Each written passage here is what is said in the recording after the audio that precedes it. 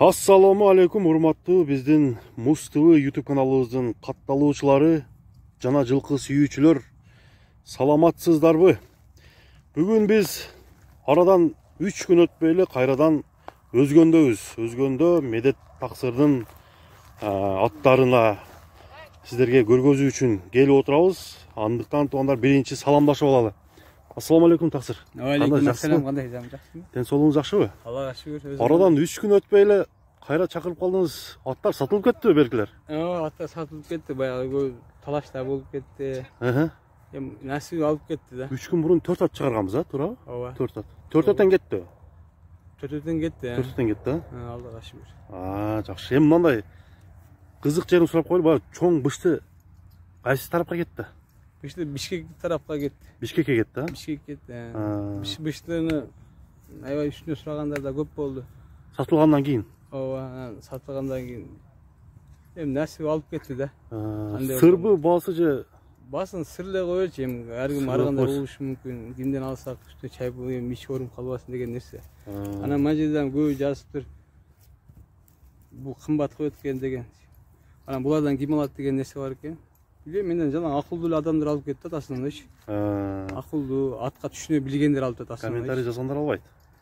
Эми комментарий жазгандар билбейм мен алар. Албаса керек, келсе да айтпаса керек может. Анан не демекчи, мен бирөөнүн аркасынан не кылган, өзү күнөө алган туура келбейт өзү негизичи. Аны бизге деле мынау кечеги күнү 3 айлык оору деле көбүбүзгө сабак болду окшойт, бирок кээ биринен сабак деле болбоду окшойт.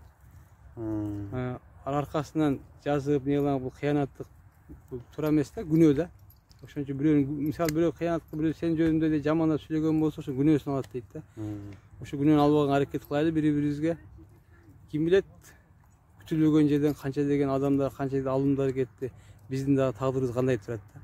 Эртеңки күндө эмне болорун билбейбиз, туура. Бирок кабыр азанда баарында сурак бар да, ошон үчүн кыянатты токтотобой. Не только мага негатив жазгандар, башкаларга деле жазгандарга мен айтат элем, ушуну туура эмес, күнөө алгандан көрө андан көрө сооп иштеген жакшы го деп ойлойм. Анан кече күнү дагы мына ат бир ат аксап турат деп аябай көп жазышыптыр. Ооба, Ал аксап турган жери эмес, специально сага көргөзүп тарт дегенмин ушул жерин. Себеп бир ат бир кунан бошоп кетип, ага барганда алда тосмолорум цемент кетти дедиңиз, тиген, бирок 2 күндө ат жакшы болду. Ал ат каяка кетти? Ат Жалпакташка кетти. Карагулжага кеттиби? Жок, Жалпакташ. Жалпакташ. Мына Куршапты, Жалпакташ. Бирок мыкты балага кетти. Ал адамга жакшы жарайт деп жакшы оюм бар да. Иншалла. Рахмат, Таксыр. Анда эмесе бүгүнкү канча жылкы чыгарабыз, Таксыр? Бүгүн 5 чыгарабыз. 5 ат, бир кальтатай, полторашка экен. 3 кунан, 3 кунан. бир ат чыгарабыз. Кунандарыңыз да чоң экен, азыр көрдүм.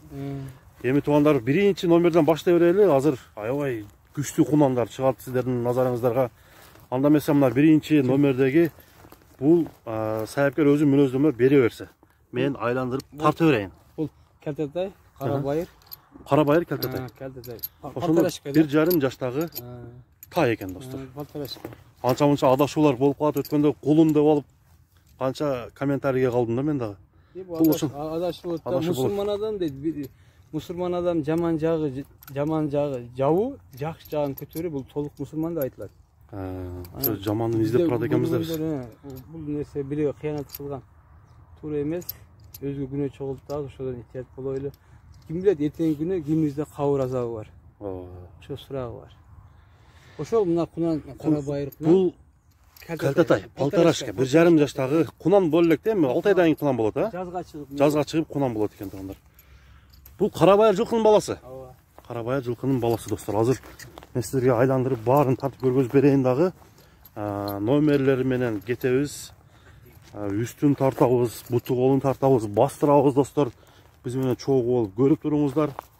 Андан кийин баасын айта кетпейсизби? Мынакей туугандар, сразу эле баасын айталы дагы, кийинки кызыктуу чоң аттарды тартып көргөзүп берели. Баасын канча дедиңиз, Таксыр? Баасын 115 миң койдук. 115 миң сом. 115 миң сом. Кеми бар. Бунун бою канча чыгып калышы мүмкүн? Бою билбейм, 1,50 чыкса. 1,50 чыгып калат, Мынакей 1,50 сантиметр бою бар. Андыктан тугандар биринчи номердеги тайды тарттык, көргөздүк. Тишин көрүңүзчү, тишин. Мынакей тиши кулун тиш бойдон достор. 115 миң сом кеми бар. Анда кийинки аттарды тартып көргөзүп берүүнү биз баштай берели. Мынакей тугандар, экинчи номерге кезек келип жетти. Экинчи номердеги тайбы же кунанбы же жашы кандай экен азыр сайыпкердин өзүнүн оозунан угайлы, баасында өзү айтсын тугандар. Аксыр бул канча жаштагы жылкы? Бул эки кунан 2 жаштан өткөн. 2 жаштан өттү, а? Өткөн. Бул эмне цвети боюнча сур. Сур цвет, а? Сур цветте. Көккө кирбейт бул, а? Жок, бул сур цветте. Сур түстөгү, сур рөңдөгү. Бою кунан экен. Бою 1.60. Бою 1.60. Бою чоң экен тугандар. Бою 1.60 см чыгып калат. 1.60 деп коелучу. 1.60. Менен кээбирлер метр албапсың, анда мындай дегендер эм болду да. Келсе тартып көрсө чоңураак чыкса андан жакшы да. Ооба. Эми азыр орточо немесин айтып коюп атабыз да, турабы? Ооба. Мынакей достор, кунан экен, сур рөңдөгү. Мына буту колу таза. Такасы барбы жокпу? Жок, такасы жок экен, а? Эми үйрөтүлдү. Жаңадан үйрөтүлө баштаптыр да. Мынакей достор. Эми баасы канча деп атасыз буну? Баасына буну 130 миңге койдук. 130 миң сом кеми бар. Мындай деле койбодук, бааларын минимальный коёбуз деп чечтик да. Туура айтасыз. Ошону да туура кылып атасыз. Мына минимальный орточо экене бааларды коюп атат экен. 130 миң сом кеми бар достор. Мынакей көкүрөктөрүн тартып көргөзөйүн. Тишин ачыңызчы азыр. Тишин көрөлү. Баарынан дагы тишин тарталы. Тиш эми жарып баштайлык да жечи. Ушуну азыр тишин кандай неме кылат? Ушуну бир айтып кетпейсизби?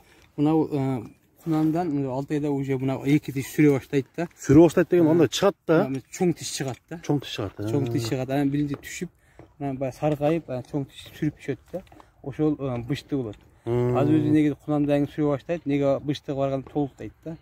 Асыйга барганда уже? Уже асыйга барганда 4 тиштен түшөт дагы, азуулар чыга баштайт. да. Мына түшүнүктүү эле. Анан бирок кээбирки нелерде эрте дагы сайып койгондор бар, эрте сүрүп койгондор бар. Азыр кунандардын көбү 2 тиш түшүп калды. 2 тиш түштү көбү. Мисалы үчүн 2,5 жаш болуп атат да. Тишин караганда асыйга окшошуп бышты болгондор барбы? Асыйга окшош бышты болгондор бар. Бар, ошондой болуп Бар, калат. азыр даже кунан мала сайып койгондор бар. Кунан малда сайып койгондор. Андай редко болот. Бирок кездешет, а? Кездешет андай. Мынакей тугандар, 130 миң сом ушу сур рөңдөгү кой койгон кунан экен тугандар. Бою 1.60. Бою мындай жакындан көрсөңүздөр, бою аябай бийик экен. Азыр мына үстүн дагы силерге тартайын, үстү жагын. Азыр бул өзүнүн этин эмес, бул арыкта. Арыгыраак. Орто эттен ылдыйраак болуп калат. Эгер толсо бул еще сыны чыгат да. Бунун породасы кандай болду? Породасы бул ушул жактыкы эле бул. Местный эле, а? Аркында ачылып калганда азыр эле баардык качество жетпайбы? Эми кайсы айгырды кандай болуп калганы белгисиз болуп атат, бирок энелери кара байырлар. Энелери кара байыр. Байыр деп фактылар. Мынакей тугандар. 130 миң сом энеси кара байыр бул. Кунан баасы коюлду тугандар. Андыктан кимге жаккан болсо өзүңүзгө жакканын тандап алсаңыздар болот. Мынакей достор, экинчи номердеги атты тарттык, үчүнчүсүн баштайлы. Чоң аттарды азыр чыгат, ошол менен бирге биз менен чогуу болуп көрүңүздөр. Мына тугандар, биздин көрүүчүлөр Муз ТВнын катталуучулары 3 номердеги бул породасы өзгөчө порода экен. Азыр таксыр өзү айтып берсин, өзү маалымдамасын берсин тугандар. Биз мындай тартып өзүңүздөр жанынан көрүп тургандай кылып тартып көргөзүп берели. Таксыр бул канча жашта? Сыны аябай күчтүү экен го. Бул 2 жашта. 2 жашта. 2 жаш кунанда. Кунан экен да. Ошондо азыр 2 жаш болсо бир 2,5 жаш деп койсок да болот, а? 2,5. 2 жашта өттү да. Кунан тугандар. Кунан экен. Бул породасы эмне? Бул башкача да данчак менен европейский англичандар аралашып калган да. Аралашып ушу мойнун ичке келүү, а? Себеп мен акылым боюнча, мүмкүн болушунча ошо аракет кылдык, бирок эмнени карап көргүлө? Фигураны. Фигура жайында. Ал бул азыр арыкта. Арык экен, а? Ошо арык бул. Көкүрөгү бирок кең экен, карасаңыз. Көкүрөгү кең. Күлүкчүлүк да. Мына кулагын эле карачы, баштарын карачы, кочкор тумшук. Кочкор тумшук, а? Тумшук, эмне карачы? вообще башкача гүлүкчүлүк болот. Анан колдун толуктугун кара. Колдун толуктугу. Мүчөсү бул азыр арык да. Бул толгон болсо вообще башка сынына чыгат. Ушу 1.58-59 чыгат да азыр уштап да. Ооба. 1.58-59.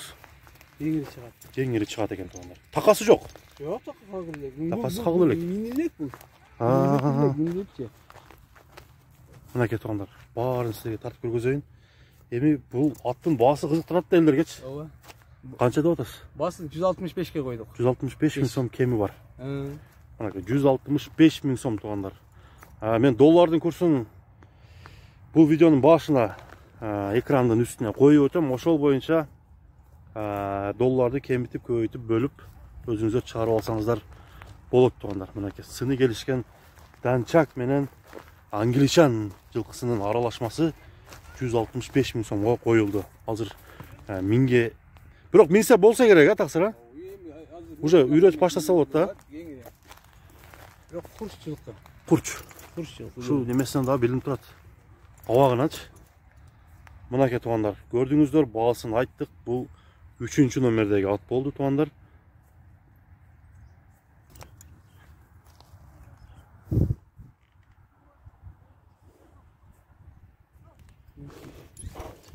Мынакей достор, үстү башын үксүрө көргөзөйүн. 3-чү номердеги бул порода жылкыны.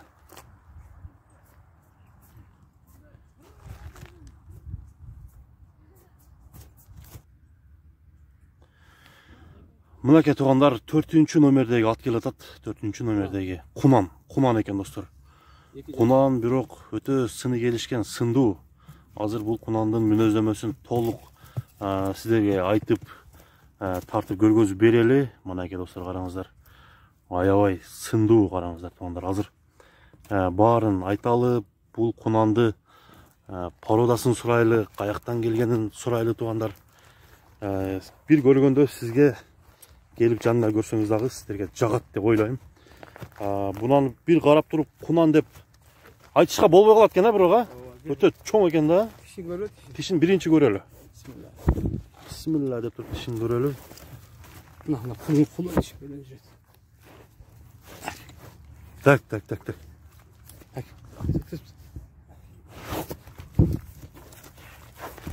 Мына кулу иш менен эми сүртөт. Көрүндү. Мүнөздөмө бере кете берсеңиз таксыр. Бул Владимирский менен. Польшанын аргындашылган. Владимир жылкы менен Польшанын аргын экен туугандар. Туяктары мындай папак эмес да, жеңил туяктан чыккан да. Бирок буну эч ким ойлобойт. 2 жаштан өткөндө. Мен дагы неме кылдым да, чоңураак болсо керек десем. Бийик экен да. Бою 1.65ден бийик.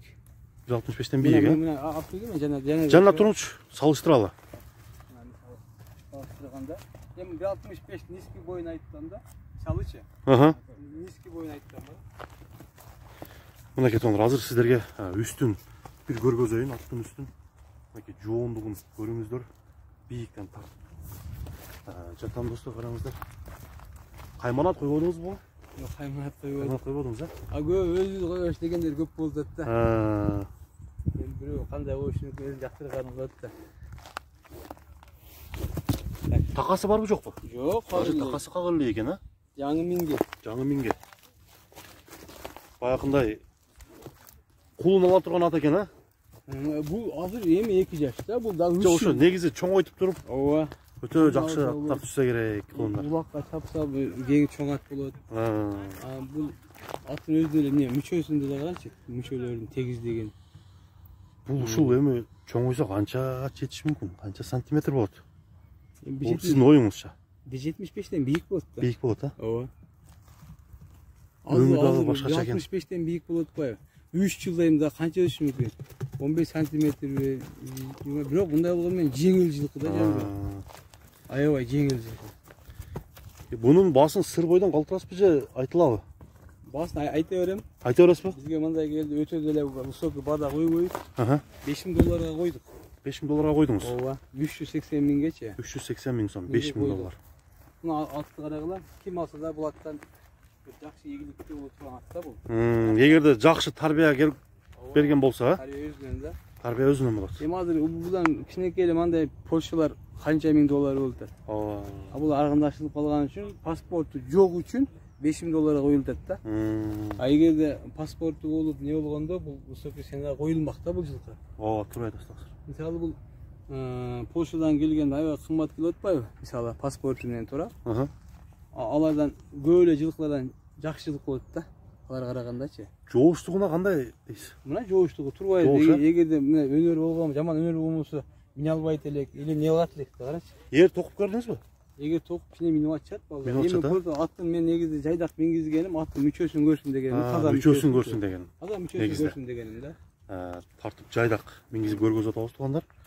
Мынакей көрүңүздөр. Владимир менен Польша жылкысынын аргын экен.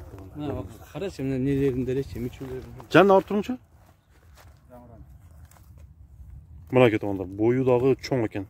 1.65тен бийиктик кылат ушу турушта. Андыктан туугандар, Медет таксырдын номери экранда. Бул аттар сатылып калып электе тезинен чалып, байланышып, таксыр менен сүйлөшүп, аттын бааларын чечсеңиздер болот. Бардык баалар сыр болбой, баары айтылды. Ошон үчүн туугандар, Өзгөндүн Красный маяк айылына келиңиздер, аттарды көрүңүздөр. Бүгүнкү чыгарылышта 5 ат чыгат. Бул 4-сүн биз тартып көргөзүп атабыз. 5000 долларга коюлду, 380 миң сом. Андыктан туугандар, кийинки атты тартып көргөзөлү. Таксыр берки атты токуп кегичекти суроо берип кое берсем болобу? Мына берки атты мындай мен түштөн кийин чыгардым да. Кайсы күнү кетти? Ошол күнү кеттиби? Ошол күнү 3 күн болду дейм, аралыктан 3 күн өттү. Ошол күнү аттар түгөндү. Ошол күнү эле түгөндү. Ошол күнү түгөндү. Акыркысы 7де саат 7де баа болду, албетте торат. Путу неме? Ошол кетти. 4 тең 5 кашкага 3-4 адам не болду, быштыга дагы. Акыркы көктү каяка кетти? Акыркы көктү сен сүйет тартып кеттиң го. Ошондо келип атат эле? Сүйетке чыгы электе кетти ал. Буяка неге сен тарттың? Кара судан келдик деп атышат эле. Ошо алып кетишти. Аллага шүгүр. Ошол кээбиркилер кандай кымбат коюп атат. Эми биз алган баабызга жараша коебуз. Ана мисалы, например, азыр Суртайды койду мисалы 135ке. Чоң жылкы. Бизге жөндөраак келди, жөндү койдук да. Анан не демекчимин, ошол күнү кетти. Ошолорго насип кылсын, жакшылыкка минсин, берекелүү болсун жылкычы. Ким алса дагы. Азыр бүгүн дагы канчада чыгып калат бул сюжетиң? Азыр саат 10 болду элек азыр, бир 12лерге чыгып калат. Иншалла. Алладан бардыгы. Эми бир суроо таксыр. Мына 5-ат кегичекти саткан аттарыңыздан бир байга алган ушулар болуп турбу? Сизге маалыматтар келди? Болуп, Казакстандан, бай көп жерден билбейм, бардыгы эле рахматын айтып зона кылып атышат. Эми жарыя кыла бермек керек. Аллага шүгүр. Алгандар болду да? Жок. Эч кандай. Мына 4-ат келди. Жок, 5-ат. 5-ат. Мына 5-ат келди. Азыр бул канчасы экен өзүнүн оозунан угайлы бастырып көрөлү. Буну чабабыз а таксыр? Чабап көрө, бул бир чабалы. Бул азыр үйүрдөн келди бул ат. Мына биздин ири суу деп коет. То тарап ошол жактан келди. Булагы Тамаят. Жашы боюнча 2 асы 5 жашар. Жаңы үйүрдөн кармалып келип турган да? Жаңы үйүрдөн кармалып келип, ошонун жети суюгураак, бирок ким улак үйрөнөм дегендер болсо алса эч үйрөтөт. Адамды үйрөтөт бул ат. Булагы жакшы ат. Ат азыр арык ат. Үйүрдөн эми келди да. Ол жакта кыйналды да кичине. Үйдө жүргөндө эмне болот? Бул аттын жашы кандай экен? Жашы 2 асы. 2 асы. 5 жаштагы. 5 жаш. Ат экен. Булагы жакшы ат. Бою 1.60 сантиметрдин айланасында ат экен. 1.60. Кой берчи бир. Такасы жаңы эле окшойт. Такап аттыңызбы? Мына кетип атат, атты көрүңүздөр. Аттын баасын азыр айтабыз. Мына атты азыр чабып атабыз туугандар. Мынакей достор. Ат такшалган ат. Такшалган ат экен. Жакшы үйрөнгөн ат да. Кирип чыгышы жакшы экен. Кирип чыгыштары баары жакшы. Мен дайым айтам го, мисалы үйүрдүн аттары, мисалы улактын аттары. Биз тамай болмоюнча бирөөдөн албайбыз. Себеби мага фырлагат экен, ошончо билбей туруп ала албайбыз. Сураштырабыз туурабы? Билебиз, барып минип көрөбүз, улагын көрөбүз, анан билип алабыз. Эмесе атты тизип койбой элем. Ошончо улагы даяр аттар ала албай атабыз. Бул эми такшалган Тамаяттын баасын канча деп койдуңуз? Басын 135 келе койдум. 135 келе койдум. Жакшы баа коюпсуз. Ооба. Мынакей туугандар. Атты кичине багыш керек. Багып койсо бул жакшы ат болду да, жалтырап. Көзү дагы кара түстө экен. Ат күчтүү ат. Ат күчтүү ат, Улагы жакшы ат. Мынакей туугандар, 5-номердеги атты тарттык, баасын айттык, сиздерге көргөздүк. Эми бир көрүүчүлөр менен кошташып койсоңуздар. Көрүүчүлөргө эмне демекчи мен? Бардык мусулман бир туугандарга ийгилик каалайм. Ушу дарт кетти, Аллага шүгүр. Эми булдан ары эч ким оорубасын, сыркабасын, эч кыйналган адам пенде болбосун. Кыргыздарыбыз өнүгүп өссүн. Мына келаткан бизге парламентке жүрөгүндө хидият толгон пенделерден чогулуп турсун. Законубузду таза эл үчүн иштей турган депутаттар болсун деймин. Кыргызстаныбызга баарына, кыргыз элиме ийгилик каалаймын дайым. Эгерде мен ушул жерден туура эмес сүйлөп коюп, может бирөөнүн көңүлүн оорутуп койгон болсом, Алланын ыраазы үчүн мени кечирсин. Эгерде мага ким жаман сөз сүйлөсө, жаман эмне кылган болсо, мен ал пенде үчүн эмес, Алланын ыраазы үчүн мен кечирем. Ассаламу алейкум рахматуллахи баракатуху. Чоң рахмат таксыр, ушунча сиз дагы элдерге жылкыларды тартуулап жүргөнүңүзгө чоң рахмат дейбиз. Андыктан биз дагы бул көргөзүүнүн соңуна чыгарабыз туугандар. Саламатта калыңыздар.